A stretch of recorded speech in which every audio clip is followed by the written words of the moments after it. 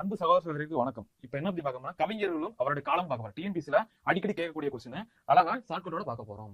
அதுபடி பாருங்க, ஜாப் ஓகேஎஸ் வேலை கிடைச்சிச்சா சொல்லுவாங்களா, ஜாப் ஓகேஸ்னா பாருங்க, இது எல்லாமே 12ஆம் நூற்றாண்டு தான். அப்புறம் ஜெயனானது ஜெயம் கொண்டார், ஓனா யாரு ஒட்டபுத்தரு, பீனா யாரு புகழேந்தி புலவர், ஓனா யாரு அது ஔவையாரு, கேனா யாரு கம்பரு, எஸ்னா யாரு சீக்கிராரு, டீனா யாரு தண்டி.